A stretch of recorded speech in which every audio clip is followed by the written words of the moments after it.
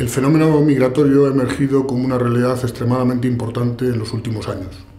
Se entiende por migración cualquier movimiento de personas hacia el territorio de otro Estado o incluso dentro del mismo, sin importar el tamaño, la composición o la causa.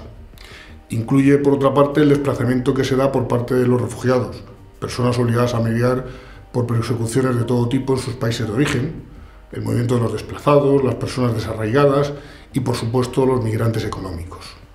Es un fenómeno tan antiguo como la existencia del ser humano.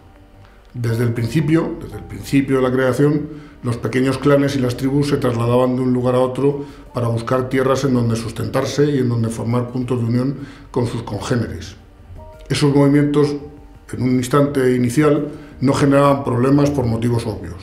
No existían más límites que los impuestos por otros clanes o tribus en sus propios territorios, pero no había una gran masa humana que pudiese dividir el mundo en fronteras. Sin embargo, la complicación se produjo a medida que iba aumentando la población mundial. De ese modo, en las últimas décadas ha provocado grandes flujos de personas en prácticamente todo el mundo. No solo en Europa. En Europa es donde vivimos un constante problema que se agrava con las migraciones desde el norte de África y desde otros países del entorno.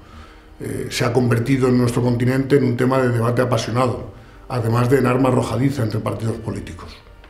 Es, en todo caso, una realidad de nuestro siglo para la que los gobernantes, las organizaciones internacionales y las ONG tratan de buscar, de encontrar soluciones sin llegar a dar con la tecla adecuada. Siempre a caballo entre lo necesario y lo excesivo. Así las cosas, durante las últimas 3 décadas ha aumentado considerablemente el interés por comprender con una mayor claridad las causas y las consecuencias de estos fenómenos y procesos migratorios en los ámbitos nacional, regional, internacional y transcontinental. También por encontrar soluciones que permitan ejercer el legítimo control del fenómeno, pero bajo un manto de una labor humanitaria. Aunque las cifras son siempre frías y aún no lo suficientemente precisas, se considera, para que tengan idea de ese dato, que aproximadamente un 4% de la población mundial no vive en su país de origen. Y digo en su país, ello no cuenta los procesos de migración interna entre las fronteras del país. ¿Qué impulsa a un ser humano a salir de su tierra? ¿Por qué se produce este fenómeno? Pues es evidente que, salvo excepciones, es difícil que el ser humano quiera migrar sin que medien razones muy poderosas.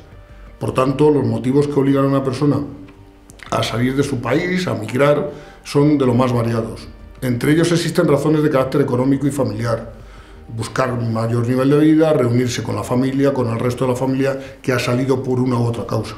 Sin embargo, hay otros motivos: las guerras locales, regionales, internacionales, las represiones y persecuciones políticas, los movimientos y desplazamientos étnicos derivados del avasallamiento de las tierras y los territorios, las creencias y las persecuciones religiosas, los desastres naturales, el desempleo en los países de origen o la atracción que ejercen los países más desarrollados, entre otros. La globalización llega a cualquier parte y en esas partes se ve ese modo de vida de terceros países que aparentemente son mejores que el tuyo. Además, a todo ello se suma un factor humano que es trágico: las mafias de tráfico ilegal de inmigrantes, que es una cuestión no menor y que requiere un trato muy determinado en las políticas públicas sobre migración. También se suman a ello las organizaciones que, en una encomiable labor humanitaria, sin duda, favorecen sin querer este tráfico delictivo, recogiendo esos migrantes y llevándolos a buen puerto, lo cual es una labor humanitaria compleja, necesaria, aplaudible, pero favorece el tráfico ilegal. Como he dicho, los procesos y los flujos migratorios no constituyen fenómenos recientes. Sin embargo, es en los últimos tiempos cuando empiezan a desempeñar un papel muy importante en las agendas de discusión cultural, social, política y económica por parte de diversos actores de cada uno de los países del mundo. Por otra parte, hay un hecho que debemos tener en cuenta. Países que se caracterizaban antaño por tener un gran flujo de migraciones, hoy se ha convertido en receptores de migrantes internacionales y transcontinentales. España es un caso evidente. En el eterno debate sobre si los movimientos migratorios son buenos o malos, cabe decir que nada es verdad o mentira, todo depende de muchos factores, todo depende del cristal con el que lo miremos. Para empezar, es preciso remarcar que, como he señalado al principio, prácticamente nadie quiere salir de su tierra, lo hace por una necesidad más o menos grave.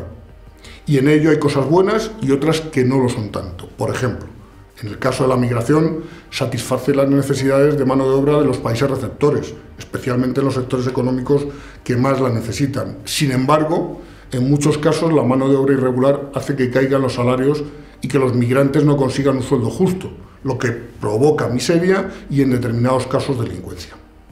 Eleva el consumo y la inversión en las comunidades de origen de los migrantes por medio de la recepción de remesas. A cambio, y en contra, el dinero ganado en el país de acogida no se invierte en él, sino que sale a terceros países.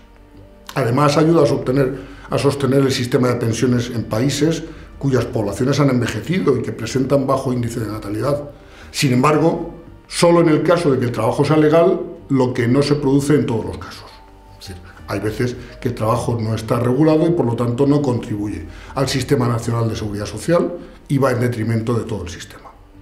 Además, contribuye al intercambio cultural, de conocimiento, de competencias, tanto en los países receptores como en aquellos de origen. No obstante, no todos los migrantes se dejan permear por la cultura de acogida y en algunos casos viven en guetos que les aíslan de su destino, y eso es muy negativo. Ante la pregunta de cuáles son las posibles soluciones, debo decir que no hay una respuesta evidente.